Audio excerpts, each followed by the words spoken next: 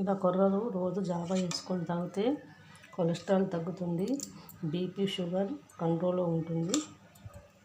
Morning breakfast కింద తాగితే హెల్త్కి చాలా మంచిది. సిరిధాన్యాలు 5 రకాలు ఉంటాయి, అన్నీ ఇట్నే చేయాలి. కొర్రలు, అంటు కొర్రలు, సామలు, ఊదలు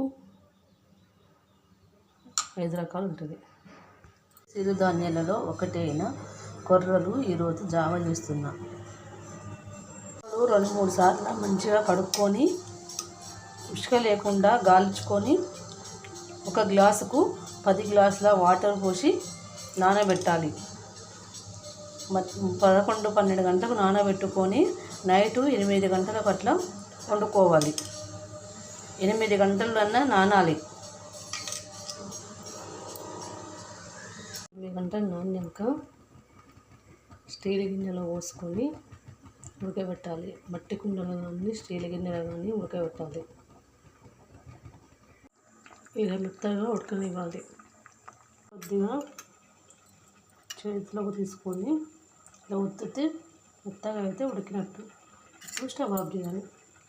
పెట్టుకొని మార్నింగ్ పెరుగు మజ్జిగ లెక్క చేసి ఇలా కలుపుకొని బ్రేక్ఫాస్ట్ తీసుకుంటే చాలా హెల్దీ. నైటు కొర్రలు వండి పెట్టుకున్నాం కదా, ఇలా ఉంటుంది. మార్నింగ్ లేచాక బ్రేక్ఫాస్ట్గా అన్నం లెక్కైనా తినొచ్చు, జావా లెక్కైనా చేసుకోవచ్చు. నేనైతే జావా లెక్క చేస్తాను. ఇప్పుడు కొద్దిగా సాల్టు, కొన్ని వాటర్ పోసి కలిపి పెరుగు పోసుకోవాలి.